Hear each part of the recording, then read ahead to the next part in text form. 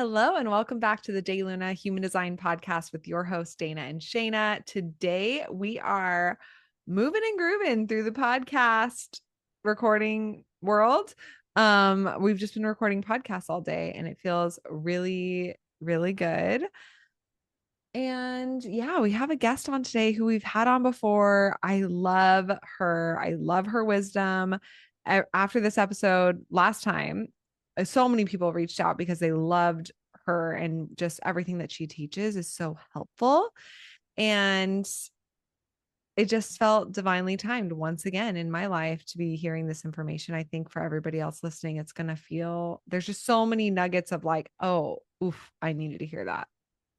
Yes, definitely. Bea Victoria Albina is a generator, emotional 3/6, and she's so warm and so contagious, her energy. We really get into codependency and understanding what that really means, reframing that somatic work, our nervous system, understanding how our brain works. I mean, this is a really powerful conversation. And a little bit about Bea. With over 20 years of experience in health and wellness, she's had a career studying how minds, bodies, and nervous system works. She is a UCFS trained family nurse practitioner and has a master's degree in public health from Boston University.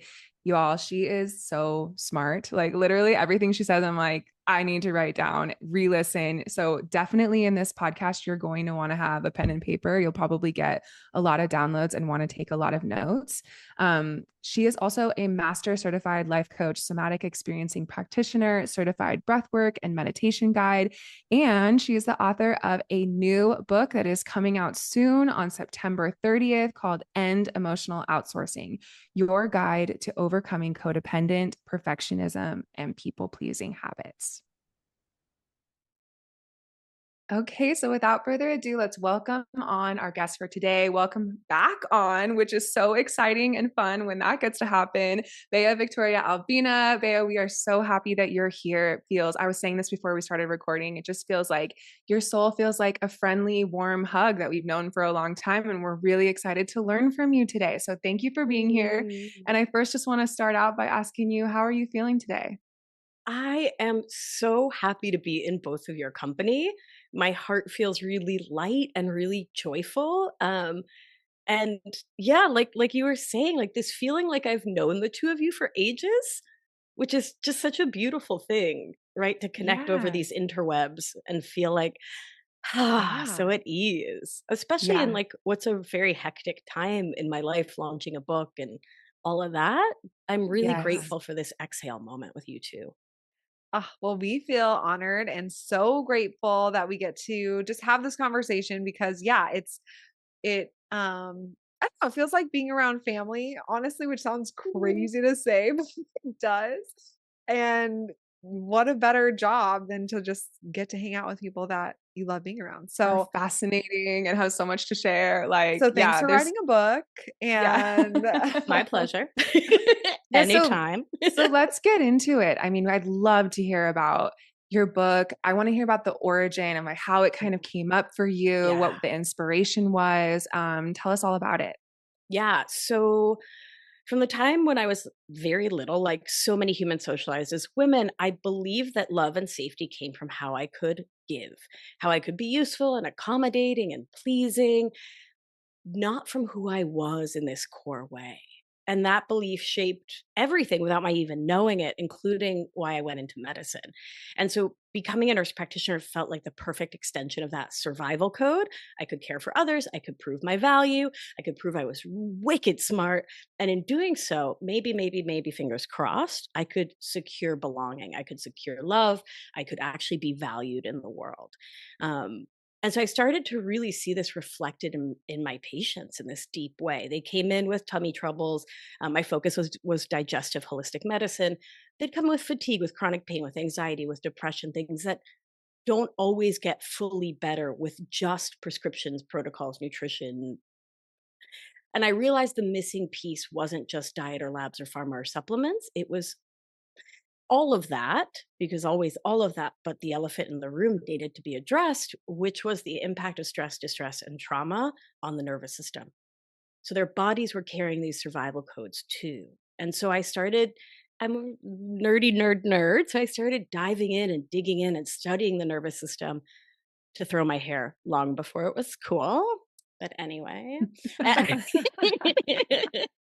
And I started studying somatics or body based practices and weaving all of that into my medical practice and started to see changes that were previously unimaginable.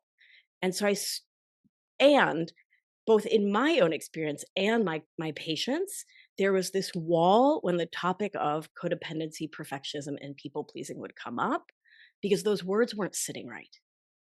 Right? Perfectionism felt like, oh, okay, wait, so this is a thing I'm choosing. I'm like totally exhausting myself, wrecking my life. But the term makes it feel like I'm choosing it when it feels like a compulsion or just something I do.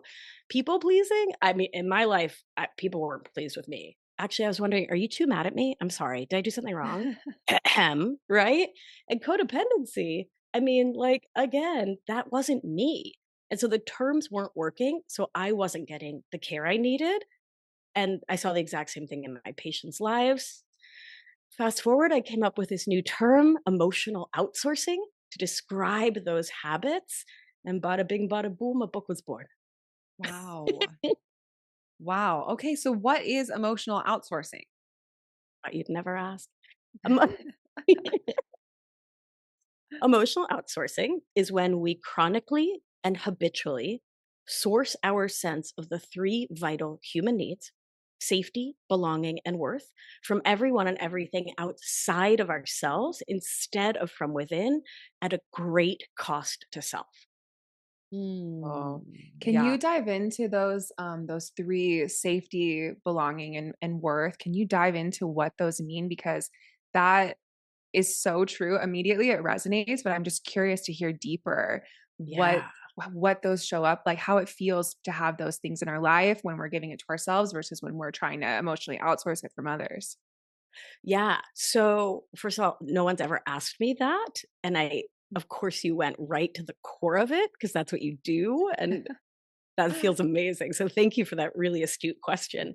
Um, when I think about safety, I think about how, really, in terms of emotional outsourcing, how safe we are to be ourselves, how safe we are to Mm, be authentic, to be real, how safe we are to have our feelings, how safe we are to experience life as self versus experiencing life through the lens of, will everyone else like it? Do they like it? Do they think it's good? Do they think I'm smart enough? Do they think always outward?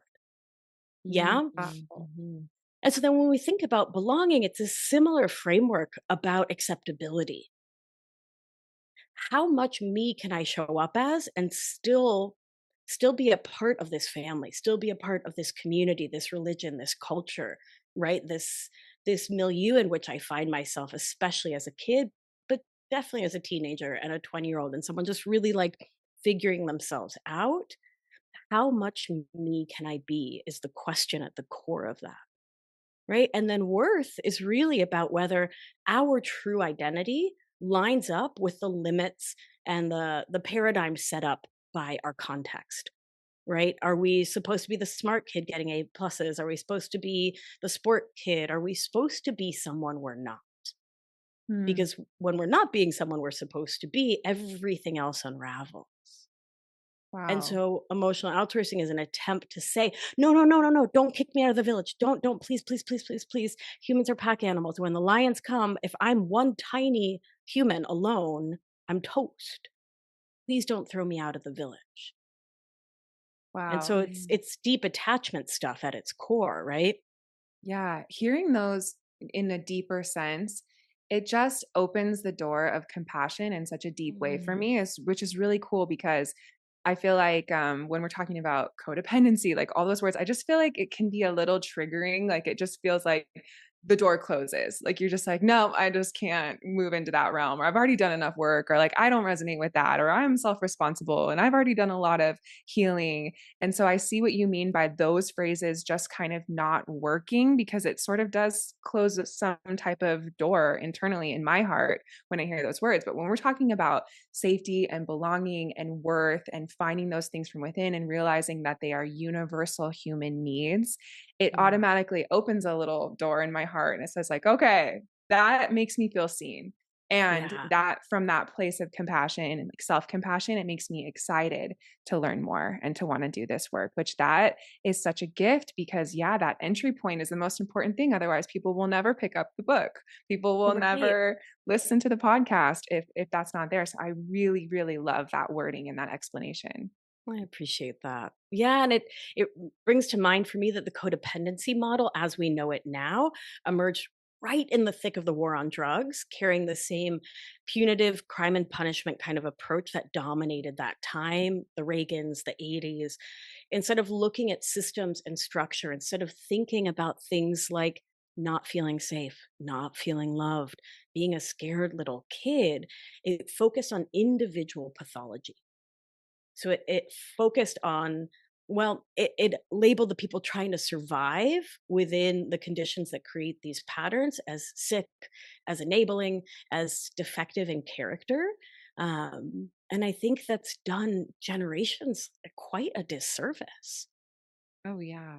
Yeah, and I think that lack of self accountability, right? Like you're taking somebody else's authority away to say like I'm going to label you this and now this is your, problem and here's all these doors that are closing like Dana was saying, but also, and here's medication or here's this thing I'm going to prescribe you versus, when you're not outsourcing that, you're ultimately becoming your own authority. You are being able to take that accountability of saying, okay, I don't need somebody else to fix this or be this or, whatever. Like, how can I do this internally and be that safe space for myself or be that healing for myself? Or, I'm sure that your book dives into so many different ways of how to do that for yourself. But it's interesting because I do see that messaging reflected in human design, obviously. But through like a different lens, if you will. And that theme of, is this information that is empowering and liberating you, or is this information that is boxing you in and stripping you of your power and making you dependent upon something outside of yourself to get help or to heal or to grow? um I really love that you've broken it down in these ways. So I'm curious, one thing that I'm learning about within myself right now in my life is every time I feel like I uncover a new layer, I'm like, oh shit, I thought I healed this, but I guess not. Here it is Here it again. is again. Hmm. And it's this part of my nervous system that I feel I have these like protectors come in to keep me from feeling emotions. And so then I will get into like this dissociative place or I'll numb and I see it happening. It's like I'm observing it happening and I'm like, okay, why protectors are you coming in? Like, why did I just blank out? Like, I am safe. I know I'm safe, but why does my internal side not let me like, okay, let's let those down. So I've been working on that through a bunch of different modalities of like seeing those protectors and like, come on, welcome in, put down your armor. Like, it's okay to feel something in my body. But so when we're talking about safety and and emotions, I think that there's so much there, right? Just within that one topic alone. Like, obviously, in like a broader sense, like, you can definitely be around someone who's not emotionally intelligent and it's not safe for you to feel your emotions and you will be outcast or you will be not accepted or whatever, right?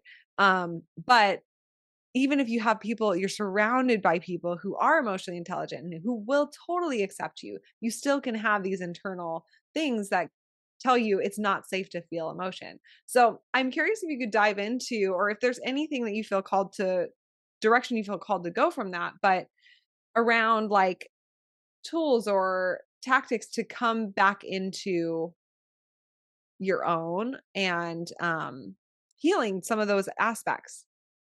Yeah. So from somatic experiencing, which is a part of my training, um, I would use the tool of pendulation, which is so cool. So if you think about a pendulum and how it swings back and forth from one extreme to the other, we can use that same understanding of the pendulum swing to work with something painful or something scary to the nervous system by ballasting it with something that's awesome. Or if we can't access awesome or good or great, something neutral, something that's like not terrible will do.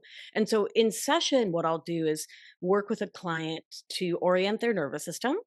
So to come into presence in the moment. Because what's happening in that moment you described is it sounds like your nervous system is leaving really this time more than anything and is time traveling back to a time when sharing emotions was probably pretty dumb and you're not dumb, so you don't do dumb stuff, right?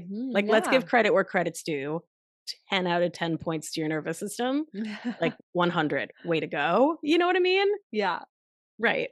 So in session, I'd have someone orient the nervous system, meaning this is one of the best tools available and it's so simple and accessible and free and you can teach kiddos. It's so great. Literally look around and in your head or out loud, I am here. I am here. I am here. If you want to add to it, I'm safe enough. I'm safe enough. And even in the language, I'm safe enough. Because what's going to happen if you tell a freaked out nervous system I'm safe? Come Mm. on, it's going to tell you where to shove it, right? It's Mhm. not going to believe you, and then you've lost all credibility with yourself. Don't do it. I am safe enough. I am safe enough. And you just name the things you can see in your environment: door, painting, cat. And you feel your body get present in the space. And then before we do a pendulation, I'll invite my client to find something that feels supportive. Yeah, and you can do small versions of this on your own. It's nice to have someone to co-regulate with you and kind of guide you in case it gets too big too fast, but find something nice in your environment. So like the painting I'm looking at is really beautiful. It's got bunnies and I love it. Um and so then I would drop into the body, into the sensorium and the sensation connected with looking at that painting. So when I look at it, I feel ooh, like this exhale mid chest, like a softening behind my eyes. And it just feels really like it wasn't expensive, but it was like the first piece of art I bought myself after grad school. So I think it was like $50, but and you've got massive student debt, right? So it also is symbolic. Like it's about me taking care of myself and getting something I really love. So then that makes my cheeks feel all sort of like blue and pink at the same time. Yeah, so really feeling into that sensation, grounding into what that calm feels like. Mm.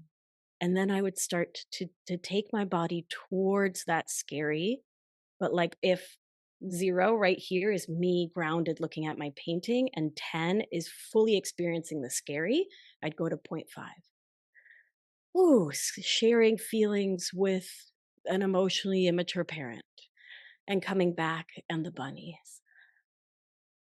Right, and then I would slowly move the pendulum a little more towards the scary, but then back home, and a little more, and back home. And it's not always in the same day or the same session, right? Because depending on how like how much trauma is in there, or how activating that moment is, you may need some more time and space to like actually go to the original insult or whatever the original trauma was. But eventually, we can go to there and use the medial frontal. You know, I was going to get nerdy, right? We can Mhm. use the medial frontal cortex, which is, as you know, my favorite part of the brain. Thank you. It's our third eye. It's our watcher. It's the part of the brain that watches us be us. It's our consciousness watching our consciousness, which is like pretty cool that we can identify Mhm. where that is. Come on now, science. And so we can then go back into the super scary and we can actually show up for ourselves with the energy of being present in the here and now, connecting in my example with these cute bunnies, and we can support ourselves and ground ourselves and do what we wish we'd had the capacity to do, or bring in some support or resource like a grandmother or a neighbor or your favorite teacher or your dog or your partner, whomever, to support you in that moment in your mind's eye, and you actually start to rewrite your experience of that moment. What? Wow. So What? cool. Mhm. What? And then memory reprocessing starts, right? Memory reconsolidation, rather. and you actually, it's a complex thing, but in short, changes your felt experience of that memory. So it's not as Wow. activating anymore. That is Wow. so powerful. So crazy.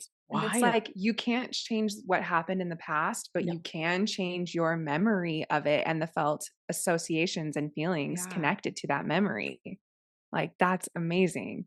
Wow, it's really an outstanding process. Yeah, I at first when I learned that somatic experiencing training was 3 very intense years and all this supervision and all these outside hours, I was like, "Well, seems a bit much." But then we got into it, and I was like, "No, that's very appropriate." It's you right? It should be an intensive process. You're creating quite a lot of change in the way you process your life and your memories. And Wow. it So works, cool. which is what matters to me, right? I got a lot of times, credentials, and at the end of the day, I'm a nurse. You know what I mean? Like it Mm, has to work, or I'm not out here for it, right? Yeah. yeah. And it's a very cool process. So does that tie into um some of the tools that you use in this book of like feeling safe? Yeah. So the first half of the book, we start to feel safer and like we belong and we're worthy by reimagining and re-understanding the terms. Because as long as you're walking around saying I am a codependent, yuck, right? Versus I Mm, am a person with codependent habits that were brilliant, amazing survival skills, you're going to be stuck in that pattern because, of mm, course, you are. That's what you're telling your brain. That's what you're telling the default mode network in your brain. Here's my pattern. I'm stuck in it. This is my identity.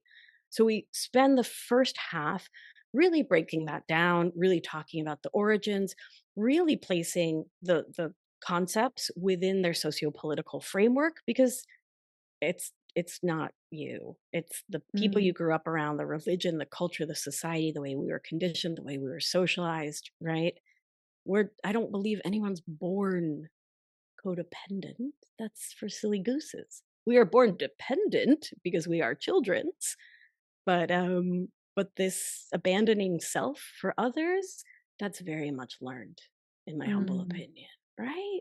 I really love that acceptance and love that you bring into the way that we think about our Mm. nervous system. I think it's so important. Like, I was thinking about how many times I've said and heard other people say when they're really struggling, what is wrong with me? I've said that so many times. What is wrong with me? Like, am I okay? I'm not okay. And you blame your body or you blame your nervous system. You almost feel like your nervous Yeah. system is betraying you because you don't understand that it's actually doing a great job Yeah. at protecting you. Yeah. And to see it with that level of acceptance and understanding and to reframe it like that and to know that there is inherently nothing wrong with you, that your nervous system is doing an amazing job, it's just no longer needed in this moment.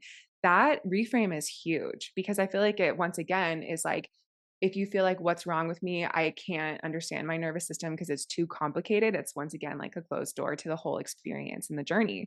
But if you can understand that it's doing a great job, it's doing what it's meant to do, and that your body is, there's nothing wrong with you, I feel like that then eases and open the door and ultimately makes you feel more safe to go into the work from the beginning. Yeah, because it helps your nervous system step out of sympathetic activation, that adrenaline overdrive, the lions are coming, or up Hmm. out of dorsal shutdown, which is, you know what? It's over. I'm just such a mess. There's no getting out of this. I'm just Hmm. perma effed.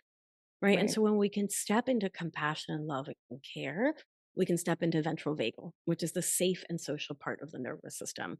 And I make this all super accessible. Like it's nerdy, but it's not, it's nurse nerdy, right? It's like, It's practical. it's practical. Yeah, I love that. Yeah. Um, and so then in the second half, I offer two routes of remedies. One is mindset work, so using a cognitive behavioral sort of framework that I call the thought work protocol, and then somatics, body based practices, where I offer a lot of tools that you can start to use at home to really, like you said, step into awareness of when you're doing things like being a meanie pants to yourself. Yeah, that's so Yeah. fascinating. Well, it really, hearing about these core needs that humans have, safety and belonging and worth, it really brings us into our work that we do with human design. And a lot of our listeners here, the whole purpose of human design is to learn how to live authentically instead of living out of a place, we call it not self. So living out of a place that is, run on expectations, run on stress, run on fear, the version of you that you're being so that you can try to be loved, that you can try to be accepted. The goal is to move away from all of those things.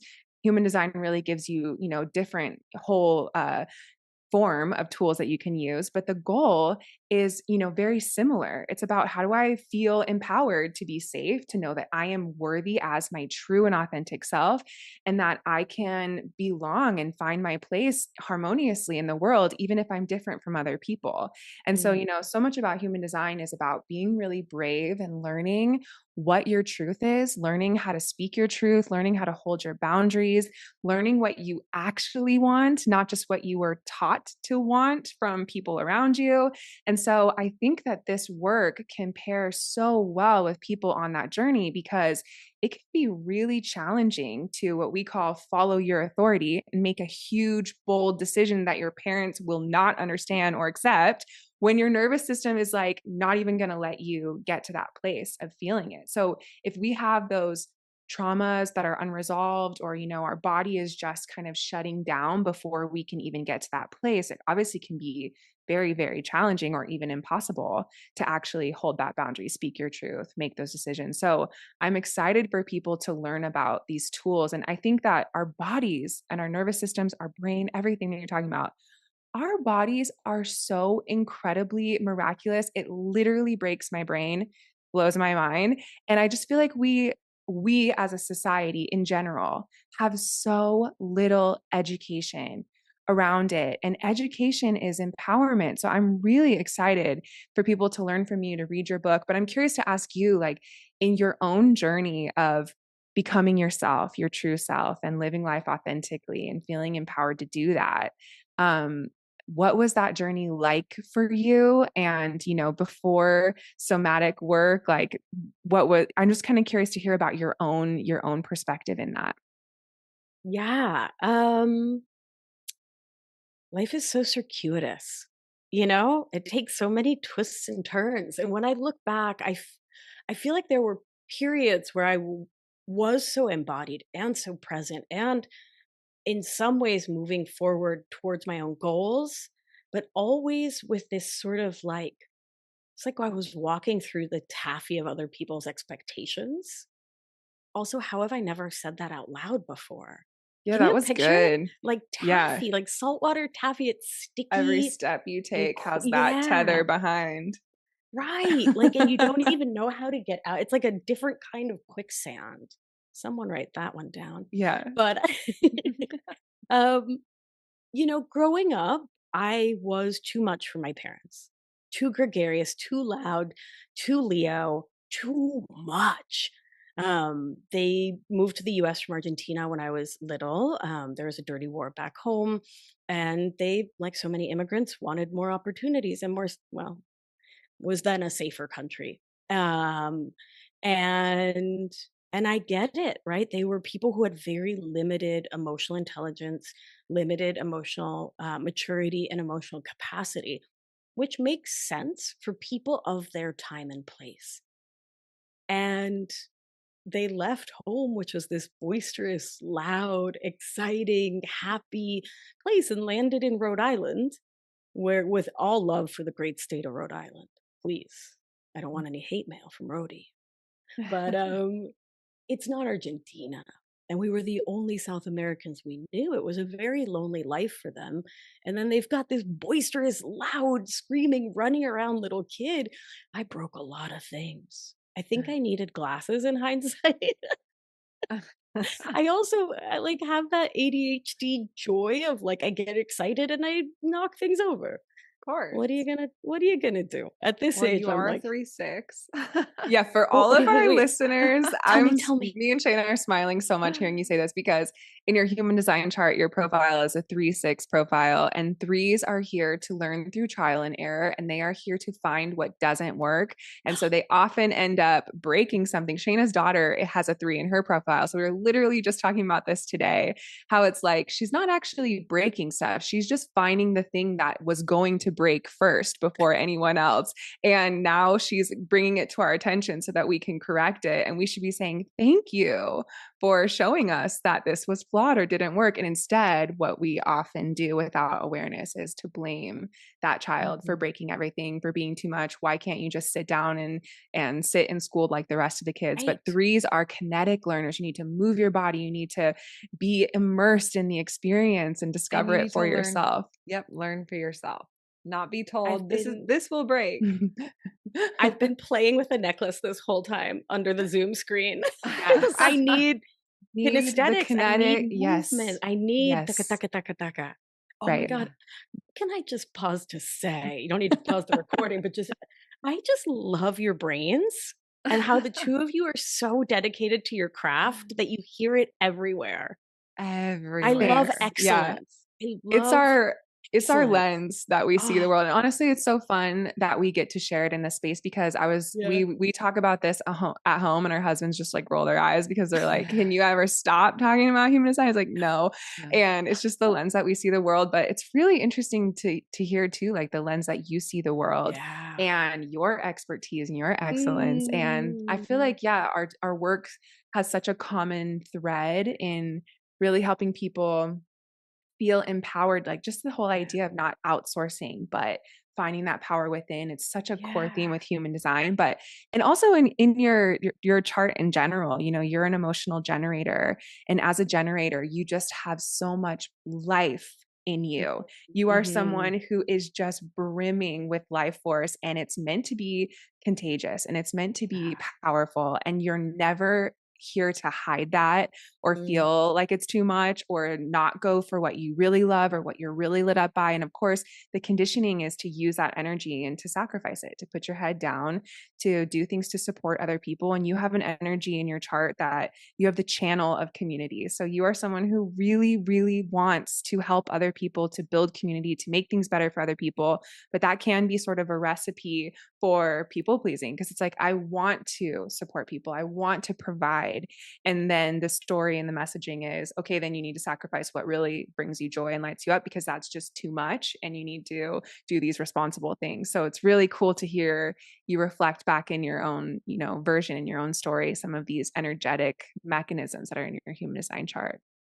It's amazing how, just you two make me really believe in human design, because it really does line up so perfectly. Yeah. Which very cool. it's exciting for us too, to hear your story. And like when people talk, we are so nerdy. We like to like circle like little parts of your chart as you're talking. And I'm like, yep, here's this in action. Here's that in action. Yeah, I saw both of you. You know what a Duchenne smile is? When the sides of your eyes crinkle, like your whole face is smiling. That's a real smile. And I was like, what are these silly gooses smiling at like that? Sneaky science. I love Human design science. But obviously your parents did not know that you had a 3 line, and that they didn't know about your energy. They didn't know. So They were doing the best they could. You were breaking some things and pushing the box and being your little Leo baby self. Yes. And where did that lead? Yeah, I mean, I think it led me to have a very split experience of life, as so many people growing up in emotional outsourcing really do, where a part of me wanted that, to feel that vibrance and be in community and connect with people and razzle dazzle and jazz hands all over town. And then another part of me knew that wasn't always safe in terms of getting love. And so I think that part that was like, I can be loud until I get to my parents' front door. And then I got to kind of like shut it down, or I'm not going to feel as loved. Not in like a, they wouldn't love me way, but in a like, kid, can you cut it out? I had a long day, kid. Which like, I get it. The man had a long day, but like, I think it really led to, unwittingly, of course, this theme, this story that there was something wrong with me. That there was something inherently wrong with me because I couldn't fit in to my nuclear family right, in this very prescribed way. Um, and I think that really followed me. I know that really followed me throughout life, feeling like I never really fit in, like I couldn't exactly connect with people. Science has progressed so much and we now understand the ADHD brain and that's like part of it, but it all overlaps, right? Because it led to so much anxious attachment of like, I have to grasp onto people or they will slip through my fingers and they will just be gone. So then fast forward, I found myself in an abusive marriage and was like, well, I guess I'm here now. Like, I guess I'm in this. And so who am I to walk away? But maybe it'll improve. And then the gaslighting really started in earnest with that story of there's something wrong with you. It's all your fault. You're broken. You mess everything up, which aligned as manipulative, abusive gaslighters will do. They find the thing and it lined up enough that I was like, well, I guess it is all my fault for asking for help with the dishes. God, how can I be so terrible? Yikes, right? But it really, that's what someone skilled at manipulation does. It makes you, convinces you that your worst fear is exactly what you're doing. And that's when my emotional outsourcing was at its um at its most highest of just really thinking, I don't know, that I just was busted, right?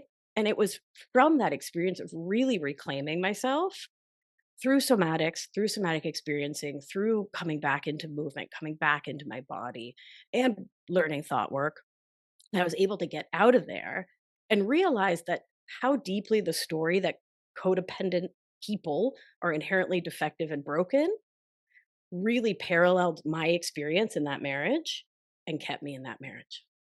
Because that very language reinforced my worst fear, which was being reinforced at home. So how could I possibly leave? Wow. It's wild, right? Wow. Yeah, it's a And lot. You and tell I people, yeah. my question was like, we're talking so much about the internal work that you do and the somatics mixed with the thought work and education and all of those things. And by the way, I think that that's a really cool part of your work too. Like we're always looking at life in yin and yang. And I feel like education is one side and then the somatics and the actual practice. That's such an amazing, beautiful pairing together because I feel like you kind of need both. But I was going to ask you, you're doing all of this internal work. What happens when there is something that someone else is doing external in your life that is harming you? And like, if you're doing more of this internal work, do you feel like it'll be natural or easy for you to make changes externally? Like, I guess my question is about that polarity between like you can control your internal world, but you can't always control your external world. What would you say, except for having boundaries and making decisions, but like, what would you say to people that are experiencing external pain in their lives or difficult relationships with their parents or things like that that seem like it's outside Mm, of their control? yeah. So if we want to, okay, so putting aside actual abuse, Mhm. if you want to stay in the relationship, there's a degree of acceptance that's needed, Mm. which I don't know how else to cut it. Do you know what I mean? Like if Yeah. you want to stay in relationship to someone who doesn't accept your limits or your boundaries and who doesn't respect them or keep them, but you still want to have them over for dinner, you need to have them over for dinner knowing who they are, not wishing they were someone else because they're not someone else. They're Wow. not Mm. us doing this deep work, right? They're at their own rodeo doing their own thing and you're the one with choicefulness. And I think that's what this that's the real reason I keep thought work in my practice is because it brings in so much choicefulness around what we're thinking. Because so often we have thoughts like, well, family's family. Blood's thicker Mm. than water. Oh, she's my mom. I have to have her in my life. No, you don't. And I'm not out here pro estrangement. I'm just saying by letting ourselves recognize, no, you don't. That there is a third space in there in which you actually have agency and can decide, then you can also decide what the yes and no is. Right? Like what's the limit where you say I'm not interested in this relationship or this isn't serving me or this isn't supporting me? And where do you Wow. keep working? And I think, it's important to to do the work to support our friendships and to know when basta, when enough is enough, you know? Right. I think that one question of like having someone in your life and accepting them, not trying to change them, but also having the choice and the self love, like doing the work of really healing yourself and noticing when you're being triggered by this person and cleaning up your side of the street, if you will. But there's only so much you can do, right?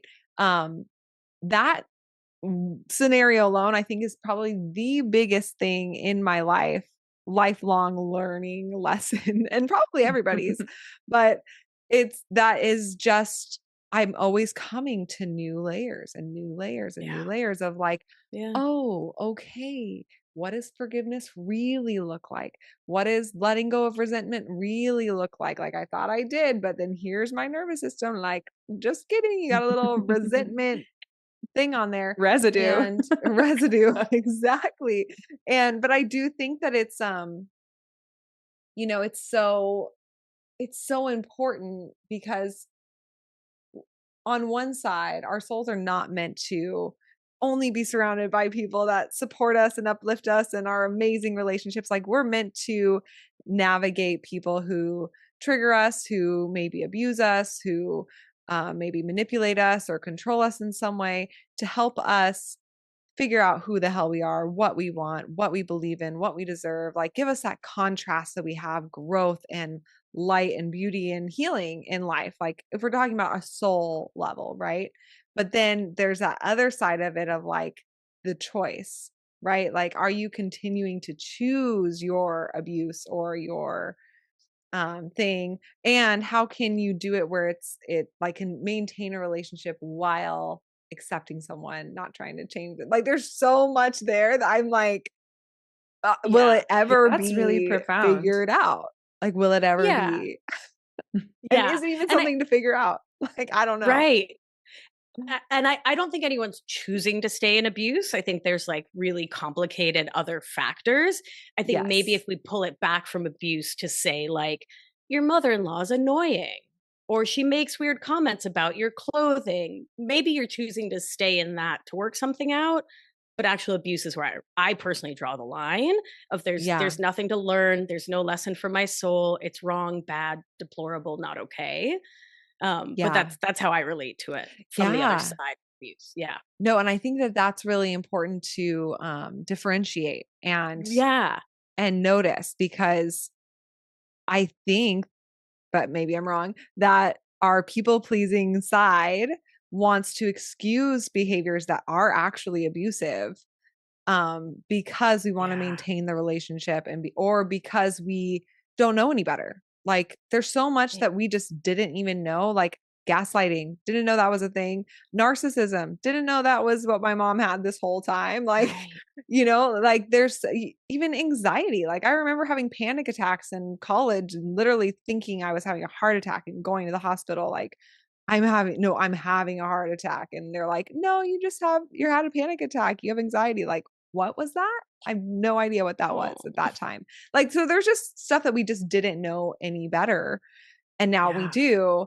And so it's like that choice of choosing yourself, right? Yes. Versus like choosing the abuse. I think that there's definitely times in my life where I've chosen the abuse because I either didn't know any better or I was putting somebody else, my abuser, before my own needs and not choosing myself, Yeah.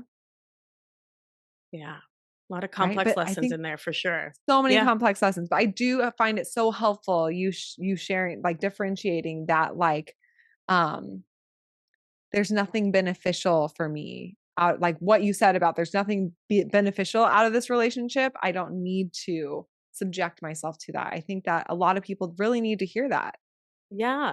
And I think, if we like zoom out to the bigger spiritual growth world, I worked with a mentor in spiritual stuff for many years who was just on the border of abusive, very like the old monk sort of school of training. Mm. Um, and a lot of people put up with it because, oh, well, he's such a spiritual guy and it's just how he is because he's so spiritual, right? And so we put up with people, but I think with men behaving really poorly under this guise of spirituality, that I think it needs really called out, right? Yeah. Yeah. Yeah, But we're for sure. looking for safety, belonging, and worth, so we stay, right? Mm. Because we don't have that locus of that Mm. inside of ourselves. So we keep Wow. looking outward, right? Which is how Yes. we're trained up from Right. little girls. And it's so Mhm. fascinating because from a human design perspective, we talk a lot about the global astrology energy changing in the year 2027, right? This is like a pivotal point, and you can look at thousands of years, behind us and forward, and we can see sort of like our evolution and our growth as human beings. And a lot of what we're talking about, like men being able to abuse people because they're this powerful guru or teacher or whatever. And that was really the conditioning story of, for the last hundreds and hundreds and hundreds of years. It's like this person above you knows more than you, and their behavior is excusable because they are in this position of power. And it's like, we are literally in this time right now where all of those stories are crumbling right in front of our Mhm. eyes. Mhm. Stories where that exists in school systems, in our health systems, in our government, like literally everywhere, all around us, places where people's behavior is abusive and controlling. It's crumbling. Those systems that have that energy, they have to fall apart, and we need to rebuild new systems and structures that create space for individual empowerment, space where people get to be free to be their unique self.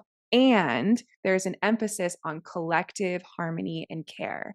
And I feel like, in this time, it's a very confusing, tricky time because things are falling apart, things are crumbling, it's scary. And also at the exact same time, we are already building this new world of healing and health and wellness and the internet being able to spread education that used to be inaccessible. It's now accessible. Like there's so many positives also happening at the same time. And this work, learning about this right now, I'm 100% certain is part of that new world that we're building, a better future that we're building. And I always think like we don't need control, we need education. So this conversation I really value. So I'm learning so much from you. But I wanted to ask you how you feel about the changes that are happening. I know a lot of people feel really overwhelmed. There's a lot of, tragedy happening. There's a lot of heaviness and a lot of like external, not just our internal world or what's happened with our relationships. It's like out in the world, there's real shit that is very overwhelming and scary. And so I just wanted to ask you, what's your take on what we need to do right now as individuals and as a community to make it through this time? Like, how do we navigate this in our highest Mm. expression? And what is our personal responsibility in that? And what is our collective responsibility in this? So, okay. So many Big things are question. coming to Yeah, it's a mind. It's a big really big question. No question. big deal. What do we do about Yeah, fascism? Cool, yeah, cool. Chill, Yeah, chill. like, can you solve that right NBD. now? Oh, sure. Yeah. Do you want to start a timer? Honestly, I feel like you can. So I have Oh my faith, God. You're but very sweet. Okay. So here are some thoughts. I think we need more regulation, more expansiveness to be human, and more connectivity. yeah, So definitely. regulating our nervous system isn't about being calm. I find calm relatively useless in the face of what's going on. I want to be super pissed when I'm reading the news and then very tender with my cat and my partner and my friends, right? And very sweet with my community and very loving and very caring and kind and grounded and authentic and real, right? But also super pissed off and grieving wildly. And we need space for all of it, which is what nervous system regulation gives us, is the capacity to feel the depth and breadth of human experience. And that's what we lose under neo-fascism. We lose the capacity to be in our experience because we're suffering, because we're scared, because we're worried, and because we're reactive. So too, when we don't have the capacity to regulate, we're reactive. A dog who's been chained up outside his whole life. Of course, you're gonna bark at someone coming in your yard and bare your teeth. You're not an idiot. That's a smart thing to do, sweet dog. And that's how we are. He did what? What did he say? What did he do now? And I think you can travel the whole world and just say him, and everyone knows who you're talking about, right? Right. And so the work isn't to get inured or numb to the latest thing. It's to be able to hear it and hold space for the suffering it all carries and the sacred anger, and metabolize it through the body, to move it through instead of letting it fester inside. Again, this really parallels how we work with our childhood wounding, right? Yeah. So we can let it through the body instead of calling customer service because your gas bills, whatever, and yelling at someone making no 99, right? Someone who's suffering maybe financially a lot more than somebody not working a customer service line is, for example, or yelling at a waitress, or right. So really getting those regulating skills and letting ourselves feel the depth. And from there, we have so much more capacity to be in community and to just be friggin' kind to each other, right? Which I think is so vital. I want to start like a campaign to bring back common courtesy. Do you know what I mean? Like, Yeah. hello, wait staff, how are you today? How's your shift been? You know, how you doing, human? I am also human, as far as I know. I may be cat at this point, but like, here I am. Here you are. Everybody's here for a great sandwich. Let me get a Reuben, please. Yeah. Right? Like bringing, and it sounds so banal in the face of so much profound evil, but as someone who's been an activist my whole life, this is part of what we need. We need policy change. We need a lot of big level stuff. But you and me on a Wednesday at the supermarket, we need to be kinder to each other. And that means regulating our nervous system so that the little things don't fireworks, right? And from there, actively building community. So this is where I was starting to go when we were talking about like the people who annoy you. And I was like, reel it in, girl. Because I thought we'd come back. We do need to be inconvenienced for our friends. If you invite someone over to like fly to your town for the weekend, drive them to the airport. Unless you're in New York. That's the one excuse. And maybe LA can fight me. Yeah. I don't know. LAX, but we'll see. Ooh, LAX is the worst airport of all time. But call them a Lyft. Right. Yeah. Call them a union cab, please. But anywhere else, like if you live in Ohio, drive your friend to the airport. Right? When your friend's having a hard time, go to her. Listen to her breakup, even though you hated him from jump. I mean, we all knew about him, right? Remember that one guy she dated? What a nightmare. But like, be inconvenienced for your friends, right? Be part of community in a real way that isn't always, it's I don't want to say it's not always fun, but it's not always like it's not always Sex in the City. That's what I'm trying to say. It's not always like, let's go dancing and get drinks. Like a friend and I go shopping at our local co-op every Monday together. Right? And we like split a bag of oats because it's cheaper that way. And like, that's the kind of community building I think we all need to be moving towards, because our nervous systems need this co-regulation and we need each other to ground with, especially when every time you open the news, it's another friggin' disaster on a global scale. So those are sort of three sort of micro areas that I think, I mean, again, to your girls in nurse, we need to talk about accessible things that you can actually do.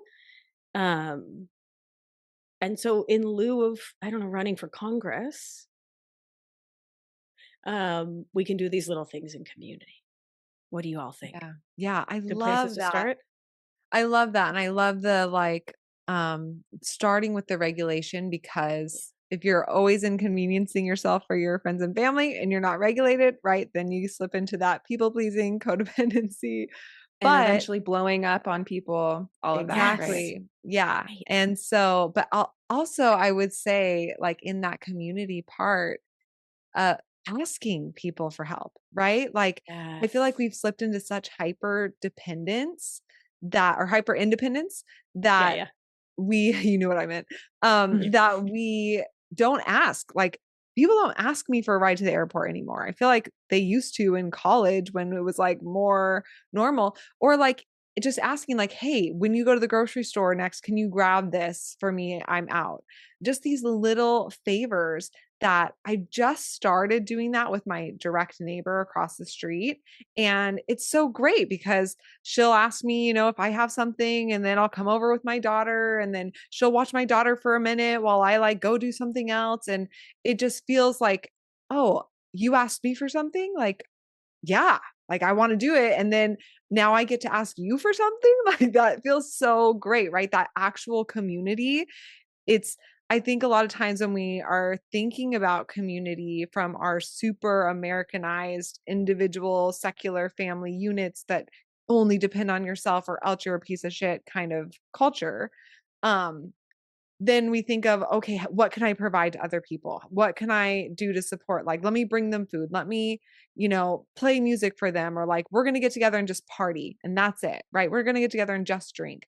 But like that little parts of, hey, I'm out of this. Can I borrow it? Or, hey, I need somebody to go pick up my child. Is there any chance you can do that? Because I'm in a meeting that's running late. Like these little things, I feel like we feel bad about we feel like we're shitty people if we ask for help, but it's our lack of asking is breaking and deteriorating our ability to be in community.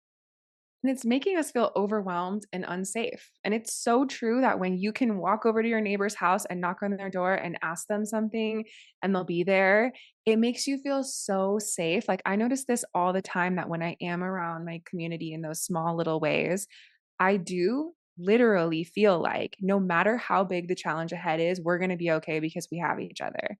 It's such a human feeling. It's crazy that we've gotten so far away from it. Like, I can't believe that we've gotten so far away from understanding how important that is. And we're just having to relearn it now. But I really do see that it's such a critical part of like, okay, we have a lot of change ahead, a lot of work to do.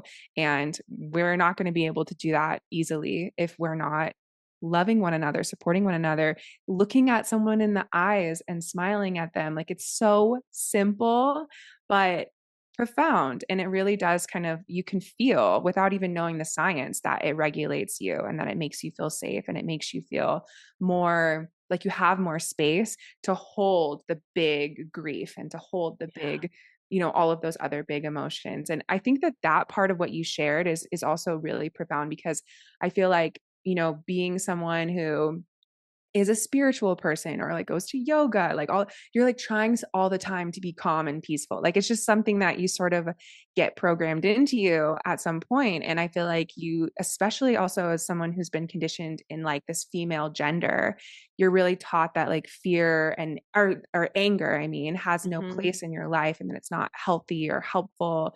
And, when you feel safe enough to take that anger and transmute it into really sharp, clear action, feels so empowering. And I feel like I'm definitely relearning that. And a lot of my friends that have been in the same realm, it's like, oh, it's actually a sign of growth that we can hold these big angry emotions and utilize them in a positive way and let them move through us, like you're saying, instead of like choking them down, bottling them up, having them get stuck. And then it comes out in some kind of like weird, twisted way that is not in the highest expression. I talk about it's like holding a beach ball underwater, and you can Oh, only hold it for yes. so long, and then physics, right? Like the Right. power of the water is gonna explode it up, and Yes. that's when our emotions get all over everyone around us.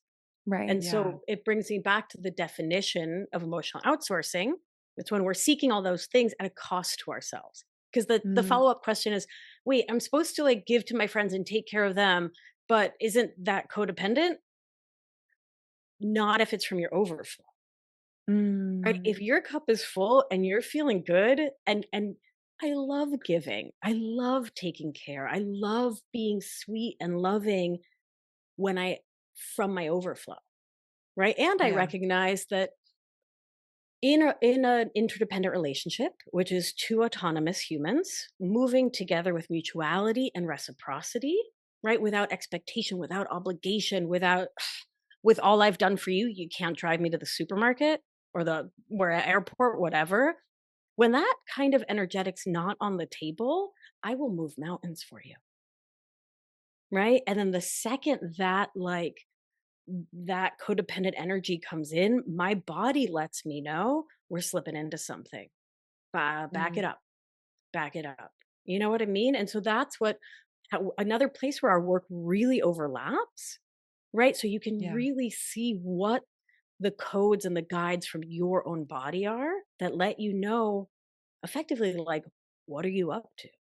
What are you up to? What are you doing? What are you doing driving her right now? What are you baking?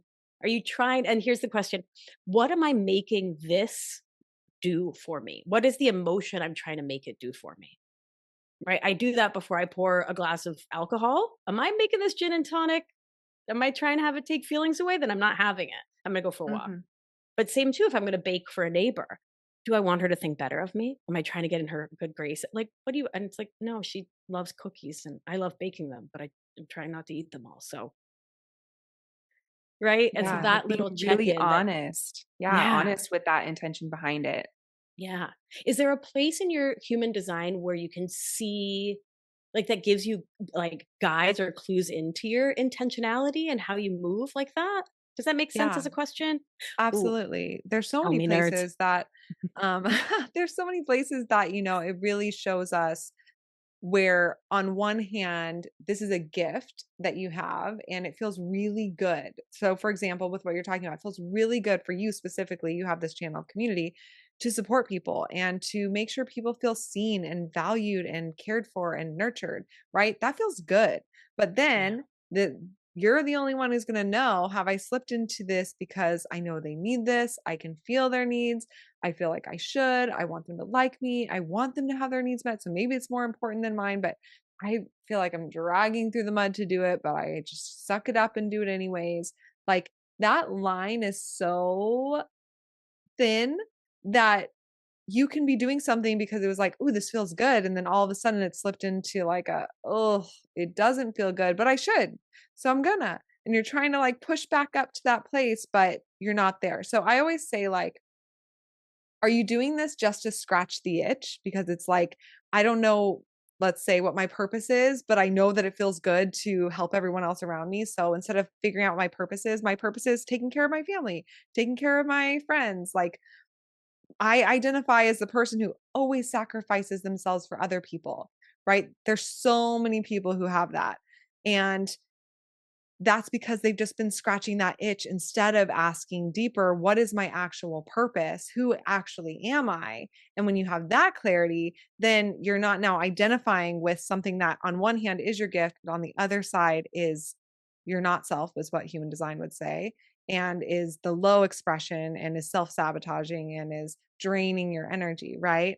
It's like that thing, everything in human design has high expression, a gift, a low expression. It has an inward expression, how you work with it within yourself, and an outward expression, how you're giving this to other people. So there's every gift in your chart you can look at, like, well, on one hand, like, yes, but then it could slip into this place and then no. And on the other hand, it feels really good to do this, but I don't actually want to do this with this Mm, person. It just feels good to be useful. It feels good to be needed, but I actually don't want to be needed by this person. So you're the only one, we would say, using your strategy and authority. Like for some people, it's their gut. Other people, it's their intuition. Other people, it's talking it out. For other people, it's really like writing their emotions and getting to emotionally neutral place and really being in tune with what that is for them. You're the only one who's going to know where you are on that spectrum. Are you just scratching the itch and avoiding deeper questions like, who am I? What's my purpose? Where am I in this situation? Or am I doing this because it feels good and it is a gift of mine and it's right for me? Or am I doing this because I feel bad? And yes, it is a gift and I know they need it. So now I have to do it. So I know that was a really complicated answer because there's so many different facets to this question, but it it is guided by, like, you can't tell me if it feels good for me to take my friend to the airport or not. I'm only going to be the one that knows, like, does it feel like I'm over giving and extending myself and now I'm just codependent, or am I doing it because, yeah, actually it feels like you need this and my cup is full. I love that example. My cup is full. This is the overflow. Like, let me, you know what? I'll drive you out of state. Let's fucking go, right? Like a move mountain kind of energy. You're the only one who's going to know that. Nobody else can tell you if that was a good thing to do or a bad thing to do. It's an inside decision, inside job. So I love the analogy with the cup. It's so helpful. So helpful. And I love scratch the itch. Look at Yeah, us. scratch the itch. There's But so it's many like, things that were like, oh, it feels good. But then you're like, oh right, shit, like I'm scratching a bug bite. Like, what am I And right. now doing? I'm Right? bleeding. Now I'm bleeding. Do you know what actually is happening? There's these thing called mast cells and they hold histamine. And when you Mm. scratch, like the bug bite or the poison ivy, they degranulate and they open and they pour more histamine into your bloodstream. And that's what Oh, makes it itch more. yes. Damn it. Wow. I Yeah, love like that it we're talking about feels this good right now in the because I have moment. mosquito bites all on my legs from this weekend. Currently. Currently. So it's Yeah. very relevant conversation. And something cool about like what Shayna was talking about with your gifts in human design, that they have a low expression and a high expression. When you are exhibiting one of the low expressions, it's really helpful to know this is not something wrong with me. This is a quality that exists within me that I have the power to transform. So it's not about like changing yourself or thinking like I was wrong before and I'm going to make myself right. It's like I recognize that this is happening because I have this quality. I haven't been using it. So it's coming out in the slowest expression. So what I need to do is have awareness of that, give love to it. And through that, I can actually transform this quality into the highest expression. I can't get rid of it. I can't remove it. I can't judge myself for having it, but I can learn the tools to transmute this so that I can use it in the highest expression. And I mean, I feel like just the code that I feel is similar in our work is realizing that you are worthy exactly as you are. And the things that you've perceived as flaws, it maybe it's just because you didn't understand these qualities. You weren't utilizing them. You didn't get it in yourself. So of course you don't see how other people could see it being worthy.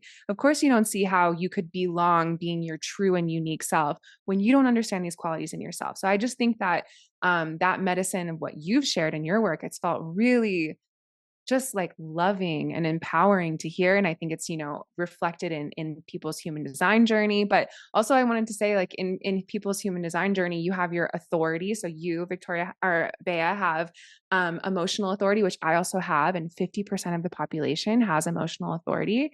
And so before you're making a decision, if it's an important decision, the question you're asking is like, do I feel warm, sweet emotions about this? Like, will it make me happy to do this thing, even if it's something hard, like helping someone move their furniture? And if the answer is yes, then it's like, boom, it's right for you. It's aligned for you. It's going to be right for them for you to help. And if you feel anything less than that, like it's mediocre and you feel nothing, that's actually telling you that this thing is not aligned for you. And that was been one of our biggest game changers in human design, is that we're taught if it's okay and you should. And human design is like, no, actually, if it feels mediocre and you're trying to talk yourself into it, you're not in overflow. You don't have the space to give that.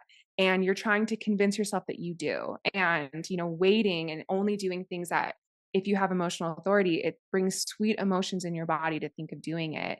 It's that empowerment shift and that reframe, and it helps you create boundaries naturally to know, this thing is just not right for me in this moment. It's not personal. It's just, I literally don't have the capacity. I literally don't have the space, or it's just not aligned in this moment. Well, it sounds like smart resentment prevention, Yeah, right? Like, definitely. I don't want to resent anyone or anything. Not Right. not interested, not available, no thank you. And so if Right. I check in with myself and I can say yes or no from a place that we can't predict the future, but Right. yeah, I can have very this awareness of cool. what's right for me. Yes, I love it. So I'm curious to ask you, um, what are you most excited about with your book? And also, where can people find it? But we have released a book, Baby in the World, and it's a freaking journey, like to say the least. It can be such a labor of love. But I'm just curious, like it's coming out soon. I think it comes out on September 30th. Is that right? That's So tell correct. us, like, what are you most excited about with your book? And also, where can people find it? Yeah, I'm excited for it to help people and for Yeah. people to not have to like slog through all the stuff that I had to slog through to get to where I am, to give people a bit of a leg up in a way. Like you can take the book home and underline it and write in it. There's tons of journaling questions, there's somatic practices, there's things you can really tangibly do to start making your life better right away. And I love that you can read it and highlight it and write in it and then hand it to a friend, right? And that you can like it can be a shared experience of working towards all of us living lives that are just so much more gratifying and much more easeful. So I'm just excited about thinking about it helping people, really. Mm. That's Yes, key. beautiful. I Thank love you. that. Okay, and so where can people find it? Yeah. So you can I've linked out to all of the major real retailers. I struggle with the word retailer. What are you gonna do? We Yeah. all have struggles in life. What are you gonna do? Weird word. Retailers on my website at Beatriz, which is my name, beatrizalbina.com/book.